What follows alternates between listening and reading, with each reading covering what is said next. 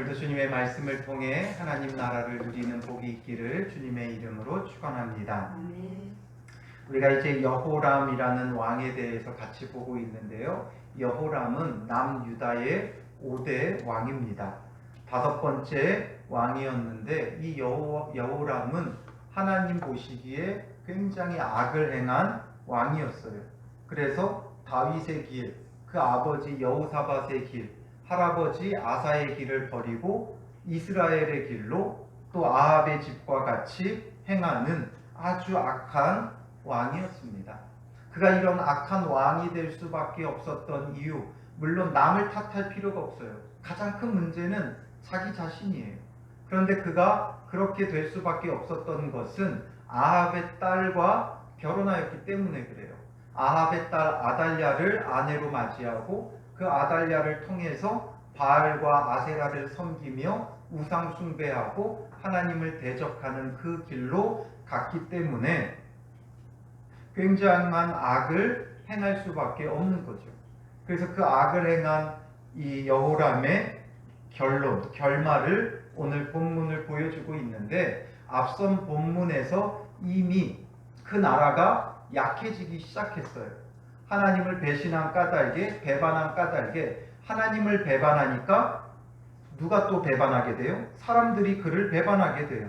그래서 그때까지만 해도 에돔과 림나는 남유다의 속국이었어요. 그런데 이 여호람이 하나님의 길을 버리고 악한 길로 행하니까 결국 이들이 반란을 일으켜서 그들이 이제 떠나가게 되어지죠. 배반하고 반역하고, 그래서 자기들이 스스로 이제 나라들로 서면서 남유다는 이제 멸망의 길로 들어섰다라는 것을 보여준 거예요. 그만큼 나라가 약화된 거예요. 다른 속국들을 이제 지배할 수 없을 만큼 연약해진 거예요. 그렇다면 이제 어떻게 해야 돼요? 깨달아야죠. 회개해야 돼요. 돌이켜야 돼요. 그런데 오늘 본문으로 이어지면서 여호람이 어떻게 해요? 11절에 보면 여호람이 또라는 말이 2번 반복돼요. 또 유다 여러 산에 산당을 세워 예루살렘 주민으로 음행하게 하고 또 유다를 미혹하게 하였으므로, 또 반복되고 있다는 거죠. 죄가 반복되고 있는 거예요. 회개치 않고 돌이키지 않고 계속 반복하는 거죠. 우리말로는 또라고 이렇게 번역해 놓았는데, 이 말은 결국에는 거기에서 멈추지 않고 더욱더라는 말이에요. 더욱더. 또라는 건 더욱더. 멈추지 않았다라는 거예요. 죄를 멈추지 않았다. 분명히 에돔과 림나가 배반하고 반역할 때 그들이 손 놓고 있을 수밖에 없었어요. 처음 에돔이 반역했을 때는 쫓아가서 그들을 멸하고 다시금 속국으로 삼으려고 했지만 오히려 밤에 에돔 사람들에게 둘러싸여서 죽을 위기에까지도 처했었다라는 거죠. 그러니 이제 그들은 더 이상 대적할 힘이 없었어요. 주변 이방 나라들을 대적할 만한 힘이 없었어요. 참 무색하죠. 그 아버지 여호사밧 때는 다시금 남유다가 부흥했어요. 번성했어요. 마치 솔로몬 때와 같이 크게 번성하는 때를 이루었는데 금방 여호람이 모든 것을 다 허물어뜨린 거죠. 그래서 림나도 에돔도 반역하고 배반하며 떠나가고, 이제 그들이 여기서 깨달아야 되는데 깨닫지 못하고 계속 또 자기만 죄를 범하는 게 아니라 온 유다가 다 죄를 범하도록 만들어버리죠. 이건 결국에는 죄에 대한 적극성을 보여주는 거예요. 처음에는 소극적으로 따라갔죠. 그의 부인 아달랴가 우상 숭배자이기 때문에, 바알을 섬기는 자였기 때문에 처음에는 자기도 모르게 그게 딸려갔을 거예요. 아달랴에 의해 점점 바알과 아세라를 섬기는 것이 들어왔고, 자기도 모르게 딸려가던 것이 이제는 자기가 주도적으로 적극적으로 유다 여러 산에 산당을 세웠어요. 우상을 섬기는 산당을 세웠고 예루살렘 주민으로 그곳에서 음행하게 했다. 그 당시 이 이방 우상들은 굉장히 음란하게 섬겼어요. 그래서 이 음란하게 행하는 그 모습들이 하나님 앞에도 간음하는 음란이지만 정말 실제적으로도 육체적으로도 굉장히 음란하게 섬겼어요. 그래놓고 그게 무슨 신이 될 수 있겠어요. 그렇게 음행을 하며 하나님 앞에 간음하는 일을 적극적으로 이 여호람이 주도했다는 거예요. 그리고 또 유다를 미혹하게 하였으므로 유다 백성들을 계속 미혹했다는 거예요. 여호사밧과 완전히 대조되죠. 여호사밧은 두 번째 종교개혁할 때는 자신이 직접 민간에 돌아다니면서 여호와께로 돌아오게 했어요. 왕이 직접 민가를 돌아다니면서 성읍들을 돌아다니면서 유다 백성으로 하여금 하나님께로 돌아오게 하는데 힘을 썼다는 거죠. 그런데 여호람은 그의 반대로 오히려 그 유다 백성들을 우상 숭배로 미혹하고 있는 그 모습을 보여주는 거죠. 여기에는 그 어떤 회개도 돌이킴도 없는 거예요. 오늘 우리에게도 이런 모습들이 많아요. 우리도 모르는 사이에 죄에 물들어 있으면서 회개치 않는다는 거죠. 항상 강조하지만 가장 악한 죄, 물론 죄가 가장 악하다 이렇게 말할 수는 없지만 제가 성경을 보면서 말씀을 보면서 느끼게 되는 가장 악한 죄, 하나님 앞에 사함을 받을 수 없는 죄는 그 어떤 흉악한 범죄가 아니라 죄를 죄로 여기지 않는 거예요. 죄를 죄로 여기지 않으니까 어떻게 되겠어요? 죄를 죄라고 생각도 안 하니까 회개하지 않죠. 회개하지 않으니까 용서를 받을 수 없는 거예요. 하나님 앞에 우리가 어떤 죄든 회개하고 돌이키면 용서받을 수 있어요. 그런데 죄를 죄로 여기지 않으면 회개하지 않는다는 거죠. 그래서 우리에게 중요한 건 정말 죄를 죄로 깨달을 수 있는 영적인 민감도가 필요해요. 영적으로 둔해지면 사람들은 점점 죄를 죄로 여기지 않아요. 그냥 세상 사람들 다 하니까 나도 하는 것처럼 당연한 것처럼 여기며 점점 죄를 죄로 여기지 않는 거죠. 그러니까 모두가 다 하면 그걸 죄라고 사람들은 잘 여기지 않아요. 예를 들자면 아주 조그만 도로가 있었어요. 제가 어릴 적에 살던 동네에 아주 작은 도로가 하나 있었어요. 이쪽에는 아주 큰 도로가 있고 여기는 그냥 작은 도로예요. 그래서 여기에는 그냥 횡단보도만 있었어요. 그러니까 사람들이 그냥 쉽게 건너 다녔어요. 횡단보도만 있으니까 건너 다녔는데 어느 날인가 거기에 갑자기 신호등이 생겨버린 거예요. 이 도로 폭도 굉장히 좁아요. 그러니까 차 한 대씩만 오고 가는 그런 도로인데 거기에 횡단보도가 생기더니 이 신호등까지 생겨버린 거예요. 근데 그게 너무 가까우니까 사람들이 사실 신호등을 이걸 잘 안 지키고 그냥 마구 건너기 시작했어요. 왜냐하면 그냥 그렇게 건넜으니까. 그러다가 신호등이 생겼으면 사람들이 이제 신호등을 맞춰서 건너야 되는데 이제 거기에 익숙해져 있고 그 가까우니까 그냥 한 사람 두 사람 그냥 막 건너 다니니까 사람들이 그 신호등을 다 무시하고 건너 다니는 거예요. 그래가지고 제가 그냥 혼자서 거기 딱 이렇게 서 있었던 적이 있는데 괜히 제가 바보 같은 거예요. 괜히 혼자 유난 떠는 것 같은 거예요. 오히려 내가 올바른 것을 행하고 있는데 남들 다 건너더라도 신호를 지키겠다고 서 있는데 그게 왠지 바보 같고 유난스럽고 그렇게 느껴지는 거예요. 그런 모습이라는 거죠. 모두가 다 하니까 그런 줄 알아요. 요즘 결혼한 사람들도 애인을 두는 게 당연한 거래요. 애인이 있냐고 따로 물어보더라고요. 아니 아내가 있으면 됐지 뭘 또 애인이 있나 했더니 그 아내를 애인이라고 하는 줄 알았는데 그게 아니라 자기 아내, 남편은 따로 있고 또 그렇게 가서 애인을 만들고 지낸다는 거예요. 그걸 사람들은 이제 죄로 여기지 않아요. 점점 죄를 죄로 여기지 않는 거예요. 우리 기독교계가 요즘 차별금지법을 굉장히 반대하는 이유가 뭐예요? 차별하자고 차별금지법을 반대하는 게 아니라 음란히 행하는 동성애와 이런 것들을 죄가 아니라고 하니까 반대하는 거예요. 이런 것이 합법화되기 시작하면 이제 동성애가 점점 더 퍼져나갈 수밖에 없고 그게 뭐가 잘못됐는지를 사람들은 깨닫지를 못한다는 거예요. 당연한 것으로 받아들이게 되어진다는 거죠. 이렇게 죄를 죄로 여기지 않는 것은 회개하지 않고 자꾸만 또 죄를 범하고 죄를 조장하고 죄를 적극적으로 장려하는 그런 삶이 되어져 버린다는 거죠. 그래서 우리에게 필요한 건 영적 민감도예요. 아주 사소한 것 하나라도 우리가 정말 민감하게 깨달을 수 있어야 한다는 거죠. 예전에 참 탁월한 목사님들의 그 설교를 듣다 보면 제가 하나같이 느꼈던 게 뭐냐면 그 목사님들은 사람들이 사소하게 여기는 것을 굉장하게 민감하게 죄로 여기면서 생각하더라고요.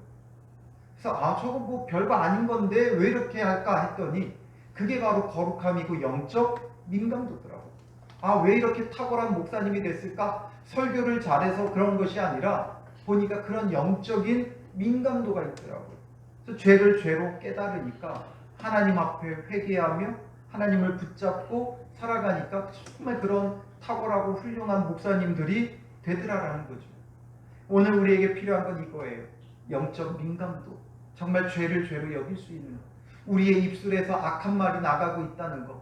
악한 꾀가 있다는 것. 이런 것들을 우리가 영적으로 깨닫고 멈춰설 수 있는 이런 영적 민감도가 필요한 거죠. 하나님은 그것을 깨달으라고 계속 우리에게 뭘 주시는 거예요? 말씀을 주시는 거예요. 말씀은 달리 주시는 게 아니라 우리가 정말 죄의 길을, 죄의 삶을 버리고 의의 길로 그리스도에게로 나와서 복을 받길 원하시기 때문에 말씀을 주시는 거예요. 즉 복을 주시기 원하는데 그 복의 과정이 하나님 안에 있을 때, 그리스도 예수 안에 있을 때 복이라는 것을 알려주고자 하시는 거예요. 근데 우리는 죄의 삶에 머물러 있으면서 죄의 길에서 벗어나지 않으면서 하나님 앞에 복을 구하고 있기 때문에 하나님이 정말 주고자 하시는 복을 누릴 수 없는 거죠. 복을 얻으려면 이 어둠을 버리고 빛으로 나와야 돼요. 예수 그리스도께로 나와야 돼요. 예수께로 나오지 않으면서 죄 가운데 서서 복 달라고 하고 있으니 복을 주실 수가 없는 거죠. 그래서 우리에게 말씀을 주시는 건 궁극적으로는 복을 주시기 원하는 거예요. 우리가 정말 더 행복하기를 원하시는 분이에요. 우리가 더 행복하기 위해서는 죄의 길을 버리고 의의 길로 그리스도 예수에게로 나와야 돼요. 길이요 진리요 생명이신 예수 그리스도께로 돌아오고 예수 그리스도께로 나와서 복을 누려야 한다라는 거죠. 그러므로 지금 이 여호람에게 필요한 건 바로 이 죄의 길에서 돌이키는 거예요. 하나님께서 그에게 선지자를 보내죠. 12절에 보면 선지자 엘리야가 여호람에게 글을 보내요 라고 되어 있어요. 보통은 선지자들이 왕에게 직접 나아가는데 여기서는 글을 보내요. 글을 보낸 이유가 뭐예요? 엘리야 선지자는 주로 북이스라엘에서 활동을 했어요. 그래서 아합의 그 바알을 섬기는 선지자들과 대결하기도 하면서 그곳에서 하나님의 복음을 외치는 자였던 거죠. 그렇기 때문에 남유다에는 글을 보낸 거예요. 편지를 써서 보내서 그의 죄에 대해서 먼저 말해주죠. 왕의 조상 다윗의 하나님 여호와께서 이같이 말씀하시기를 내가 내 아비 여호사밧의 길과 유다 왕 아사의 길로 행하지 아니하고. 이 여호람은 아버지, 할아버지 다 너무나 선한 왕이었어요. 그런데도 불구하고 이 여호람은 정말 악한 왕이 되어진 거죠. 그러니 여호사밧의 길, 그 아버지가 여호사밧이었고 아사의 길, 할아버지가 아사였죠. 그 길로 행하지 않고 13절에 보면 오직 이스라엘 왕들의 길로 행하여. 여기서의 이스라엘 왕들이란 북이스라엘의 왕들을 말하는 거예요. 여로보암을 시작으로 해서 계속 이어져 내려온 우상을 숭배하며 악한 북이스라엘의 왕들의 길로 행했다라는 거죠. 그러면서 유다와 예루살렘 주민들이 음행하게 하기를 아합의 집이 음행하듯 하며 또 내 아비 집에서 너보다 착한 아우들을 죽였으니 말하죠. 그의 악한 죄의 모습들을 낱낱이 열거하는 거예요. 그래서 하나님께서 그에게 징계하실 것을 말씀하세요. 14절에 보면 여호와가 내 백성과 내 자녀들과 내 아내들과 내 모든 재물을 큰 재앙으로 치시리라. 또 너는 창자의 중병이 들고 그 병이 날로 중하여 창자가 빠져나오리라 말씀하시죠. 그의 모든 가족들, 백성들, 재물들 다 큰 재앙으로 치시겠다. 그리고 너는 창자의 병이 중병이 들어 그 병이 날로 중하여 창자가 빠져나오리라 말씀하셨죠. 이렇게 말씀하시는 이유는 무엇이겠어요? 이제 너를 멸하겠다. 이게 아니에요. 하나님께서 이렇게 말씀하시는 것은 회개의 기회를 주고 계시는 거예요. 그러니 너의 지금 행한 일들이 이런 징계를 받을 일들이다. 그러니까 뭐 하라는 거예요? 돌이켜라라는 거죠. 돌이키지 않으면 이렇게 된다라는 거예요. 돌이키지 않으면 이렇게 된다. 우리에게 하나님의 무서운 징계의 말씀이 내릴 때 물론 그것에 대해서 두려워할 줄 알아야 돼요. 그게 하나님을 경외하는 거예요. 그러나 거기에 벌벌 떨면서 있을 게 아니라 그러니까 빨리 회개해야 돼요. 빨리 회개하고 돌이켜야 돼요. 회개하기 가장 좋은 때가 언제예요? 마지막 순간입니까? 가끔 그런 사람들 있잖아요. 전도하면 나 일평생 내 마음대로 살다가 죽기 전에 믿을래? 이런 사람들이 있어요. 언제 죽을지 우리가 어떻게 알아요? 우리에게 정말 회개하기 가장 좋은 때는 언제냐면 바로 지금이에요. 지금이 우리가 회개하기 가장 좋은 때예요. 빨리 지금 당장 회개하고 돌이키면 하나님께서 그 징계를 멈추시는 거예요. 그리고 은혜를 베푸시는 거예요. 하나님께서 이렇게 엄히 말씀하시는 것은 지금 당장 회개하라라는 거죠. 오늘 우리에게 필요한 건 지금이 가장 회개하기 가장 좋은 때라는 거예요.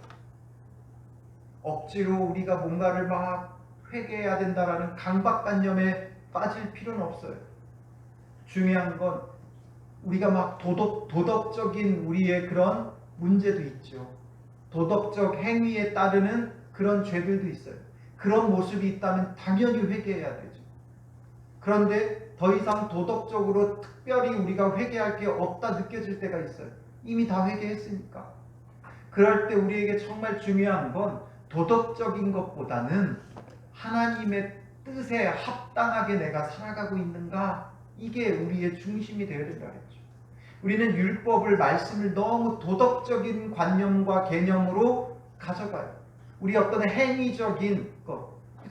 그래서 어느 정도 교회 안에서 선하게 착하게 살다 보면 회개할 게 없어요. 억지 회개가 돼요. 도덕적인 개념으로만 따져보면, 법적인 개념으로만 따져보면 교회 안에서 착하게 살아가면 막상 회개할 게 없어요. 뭐 음란하게 내가 행한 것도 없고, 간음한 적도 없고, 도둑질한 적도 없고, 내 누군가에게 쌍욕한 적도 없고, 누구 머리채를 끄잡고 싸운 적도 없고. 그러면 뭘 회개할 거예요? 그럼 억지 회개밖에 안 돼요. 그게 아니라 정말 내가 하나님의 뜻에 맞게 살아가고 있는가? 이걸 중심으로 우리가 봐야 돼요. 내가 정말 하나님의 뜻에 합당하게 살아가고 있는가? 아니면 내 뜻대로 살아가고 있는가? 우리는 하나님의 뜻대로 살아간다 착각하며 내 뜻대로 살아가요. 마치 내 뜻이 하나님의 뜻인 것처럼 착각하며 살아가요. 그래서 내가 하루하루를 정말 하나님의 뜻대로 살아가고 있는가, 하나님이 원하시고 하나님이 기뻐하시는 대로 살아가고 있는가, 이것을 바라보며 회개하고 돌이킬 수 있어야 돼요. 우리가 무슨 다른 종교를 겸하여 섬기며 우상 숭배한 적은 없죠. 그러나 우리 안에 있는 다른 여러 가지 두려움들, 내가 의지하며 살아가는 것들, 그게 우상 숭배라는 걸 깨닫고 그런 것들을 회개할 수 있어야 돼요. 하나님의 정말 뜻에 맞게 살아가고 있는가? 하나님의 뜻은 항상 우리에게 뭐라고 말씀하세요? 두려워하지 말라. 놀라지 말라. 내가 너와 함께 할 것이다. 그런데 왜 우리가 두려워하고 있어요? 두려워하는 게 죄라는 거예요. 하나님이 두려워하지 말라고 했는데 두려워하면 그게 죄죠. 우리가 자꾸 너무 도덕적인 개념에 꽉 차 있으니까 그런 개념으로만 자꾸 살펴보는데, 내가 정말 하나님의 명령대로 두려워하지 않고 담대하게 여기며 말씀에 순종하며 살아가고 있는가? 하나님의 뜻에 맞게 살아가고 있는가? 아니면 오늘 하루도 내일 걱정하고 다음 주를 걱정하고 내년을 걱정하고 또 이렇게 되면 어떡할까 저렇게 되면 어떡할까 여러 가지 염려와 근심과 걱정에 쌓여 살아가는 것 자체가 죄라는 거예요. 우리가 이런 것들을 정말 다 떨쳐버려야 돼요. 그리고 오직 주님을 향한 믿음 갖는 것. 믿음이라는 게 다른 게 아니더라고요. 믿습니다, 믿습니다가 아니라 두려움을 넘어서는 믿음, 이거예요. 두려움을 떨쳐버리는 믿음. 믿음이 없으니까 두려워하는 거, 염려하는 거, 걱정하는 거예요. 우리에게 가장 큰 염려, 가장 큰 두려움이 뭐예요? 여러분들에게 각자마다 나름대로의 두렵고 염려가 되고 걱정되는 것이 있겠지만 온 인류의 공통적인 두려움, 최고의 두려움은 뭐예요? 죽음이잖아요. 죽음이 두렵잖아요. 사람들은 다. 그러나 예수 그리스도를 믿으면 예수님께서 우리에게 영생을 주신다고 약속하고 있고 하나님 나라를 주신다고 약속하고 있고 그러므로 이 죽음까지도 넘어서는 믿음, 죽음조차도 두려워하지 않는 그 믿음, 이 믿음을 갖지 못한다면 우리가 우상 숭배하고 있는 거예요. 그래서 우리가 이런 모든 것들을 주님 앞에서 철저히 회개해야 하는 거죠. 하나님께서 이 악한 여호람에게도 회개의 기회를 주셨듯이 오늘 우리에게도 날마다 말씀을 보며 회개할 기회를 주고 계신 거예요. 그럼 뭐 해야 돼요? 회개해야 돼요. 과연 내가 하나님의 뜻에 맞게 살아가고 있는가? 내가 두려움 때문에 하나님 뜻대로 살아가지 못하고 있는 게 무엇인가? 내가 세상 낙을 즐기느라 하나님 뜻대로 살아가지 못하는 것이 무엇인가? 결국 두려움, 쾌락, 이 모든 게 양극단이 다 죄에서부터 오는 것이고 하나님을 믿지 못하는 불신앙에서 오는 것들이에요. 그래서 우리는 이 두려움과 쾌락, 이 모든 것들을 쫓는 우리의 이 모습을 회개하고 돌이킬 수 있어야 하는 것이죠. 그러나 여호람은 그럼에도 불구하고 회개치 않았어요. 또의 끝은 결국 뭐가 돼요? 16절에 보면 여호와께서 블레셋 사람들과 구스에서 가까운 아라비아 사람들의 마음을 격동시키사 여호람을 치게 하셨으므로 하나님께서 치게 하시는 거예요. 그 당시 이 블레셋과 아라비아 사람들이 강했기 때문에 친 게 아니라 하나님의 손길이 이 안에 있는 거죠. 회개치 않으니까 하나님이 치시는 거예요. 17절에 보면 그들이 올라와서 유다를 침략하여 왕궁의 모든 재물과 그의 아들들과 아내들을 탈취하였으므로 말하죠. 왕궁의 모든 재물뿐만 아니라 아들들과 아내들까지 다 죽이고 탈취해 갔어요. 그래서 결국에는 막내 아들 여호아스 외에는 한 아들도 남지 아니하였더라. 여호아스 하나만 남게 되어졌어요. 이 하나는 왜 남았어요? 이 하나는 왜 남았어요? 하나님께서 이 하나는 왜 남겨놨을까요? 여호람이 그렇게 악한 왕이었으니까 아예 그냥 싸그리 씨를 죽이고 완전히 그 가문을 멸문할 수도 있어요. 하나님께서 아예 그 가문을 멸하고 그 이름조차 이 땅에 남지 않도록 징계하실 때도 있었어요. 그런데 여기서는 그렇게 하지 않으셨어요. 한 사람은 남겨두셨어요.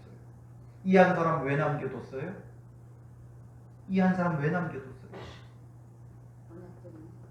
하나님의 언약 때문이죠. 다윗의 언약이에요. 다윗으로 하나님께서 약속하셨어요. 영원히 있게 하시고 영원히 흔들리지 않는 견고한 나라를 세우겠다. 결국 다윗의 그 언약 때문에, 그리고 그 언약의 더 핵심으로 더 중요한 이유는 뭐예요? 그래서 예수 그리스도가 오셔야 되기 때문인 거죠. 예수님을 다윗의 후손으로 오겠다고 하셨는데 여기서 그 대가 끊어져 버리면 하나님의 약속이 틀리고 예수 그리스도가 오실 수가 없잖아요. 그래서 은혜로 한 사람 남겨두시는 거예요. 다 멸해야 마땅하지만 은혜를 주신 거예요. 누구 때문에? 다윗 때문에, 예수 그리스도 때문에. 결국에는 이 한 사람 남겨서 그 가문이 끊어지지 않고 예수 그리스도가 오심으로 온 인류가 구원을 받고 참 하나님 나라를 예수 그리스도를 통해 누리게 하시는 거죠. 그리고 18절에 보면 모든 일 후에 여호와께서 여호람을 치사 능히 고치지 못할 병이 그 창자에 들게 하셨으므로, 하나님께서 그 징계를 말씀하신 대로 그 창자에 병이 들었어요. 중한 병이 들었어요. 그래서 여러 날 후에 2년 만에, 그 병이 들고 2년 만에 그의 창자가 그 병으로 말미암아 빠져나옴으로 탈장이 된 거죠. 장이 완전히 다 쏟아져 나온 거예요. 그리고 그가 그 심한 병으로 죽으니라고 되어 있어요. 결국에는 이렇게 비참한 죽음, 고통스러운 죽음을 맞이하게 되는 거예요. 그리고 이 여호람은 죽는 걸로 끝나지 않아요.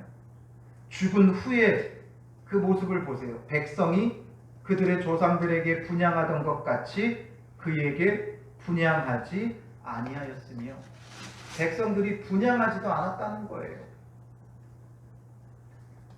백성들에게 전혀 존중받지도 존경받지도 못하는 그런 왕이 된 거예요. 그리고 20절에 보면 여호람이 32세에 즉위하고 예루살렘에서 8년 동안 다스리다가 어떻게 떠났대요? 아끼는 자 없이 세상을 떠났으며 되어 있죠. 아끼는 자 없다는 건 여호람이 아끼는 자가 없다는 게 아니라 여호람을 아끼는 자가 없다. 즉 이것에 대해서 애도하는 사람 하나 남지 않았다라는 거죠. 여호람의 그 죽음을 애도하는 사람이 하나도 없다는 거예요. 왜 하나도 없어요? 그 가족들이 다 죽임 당했잖아요. 그 가족들이 다 죽임 당했어요. 그래서 모든 재물과 그 아들들과 아내들을 탈취당했으니까 여호아하스 하나만 간신히 남아있는데 그조차도 애도하지 않은 거예요. 그리고 무리가 그를 다윗성에 장사하였으나 열왕의 묘실에는 두지 아니하였더라. 왕의 묘실에는 두지 않았다. 뭔 얘기예요? 왕으로 인정하지 않는다라는 거죠. 왕으로 인정하지 못하겠다 이거예요. 결국 죽어서조차도 전혀 인정받지 못하는 그런 왕이 된 게 여호람이에요. 결국 이 여호람의 문제는 뭐예요? 회개치 않고 돌이키지 않는 거예요. 죄를 죄로 여기지 않는 거예요. 그 결말은 이렇게 비참한 거예요. 우리의 인생도 마찬가지예요. 주님 안에서 회개치 않으면 슬퍼해 줄 사람 하나 없는 인생이 되는 거예요. 결국 우리의 삶이 어떤 모습으로 살아가야 되느냐? 우리의 이 연약함들을 날마다 주님 앞에 회개하며 참 믿음을 갖고 살아가는 그런 삶이 되어져야 하는 것이죠. 주님 앞에서 나의 그 두려움과 즐거움을 쫓는 악함을 회개하고 이제는 말씀에 순종하는 그 거룩함, 그런 삶을 살아갈 때 때로는 바보 같고 어리석어 보이고 유별나 보이지만 그러나 그게 정말 복된 길이에요. 아무도 알아주지 않는 것 같고 아무도 인정해 주는 것 같지 않지만 그러나 그런 사람에게는 많은 애도하는 사람들이 뒤따르게 되어 있어요. 나중에 더 잘 인정받고 평가받는 사람이 되어지는 거죠. 우리의 인생이 무가치한 인생, 왕으로 살았는데도 왕으로 인정해 주지 않는 그런 인생이 아니라 정말 하나님 나라에서 주의 자녀라는 것은 하나님 나라의 왕이 그리스도시니까 우리가 그의 왕자가 되고 또 공주가 되는 거예요. 하나님 나라에서 이렇게 인정받는 삶을 살아가야죠. 참으로 인정받지 못하는 인생이 되지 말고 주님 안에서 이 땅에서 우리가 어떻게 살든지 예수 그리스도를 믿음으로 주의 자녀된 권세를 가지고 살아감으로 우리의 끝에는 하나님 나라에서 왕자 공주의 칭함을 받으며 주의 자녀로서 존귀한 믿음의 사람들이 되시기를 주님의 이름으로 축원합니다. 우리 이 시간 주는 완전합니다. 찬양으로 고백하고요. 주님 우리는 연약합니다. 주님 우리는 힘겨워합니다. 연약한 우리를 붙들어 주시고 주의 은혜로 이끌어 주셔서 주님 안에서 참된 의의 길로 나아가게 하옵소서. 우리조차도 스스로도 알지 못하는 우리의 이 죄악들을 주님 앞에 참회하고 회개하며 돌이키는 자, 영적인 민감도가 살아나서 성령의 충만함으로 영적으로 깨어있어 늘 회개하고 돌이키며 주님 안에서 복을 누리고 은혜를 누리는 믿음의 사람들 되게 하여 주시옵소서. 우리 같이 기도하고 또한 그런 은혜를 전할 수 있는 믿음의 사람들 되어 우리 가정이 주님 안에서 복된 가정, 교회가 복 있는 교회로 세워질 수 있도록 기도해 주시고 여러분들의 기도 제목을 놓고 자유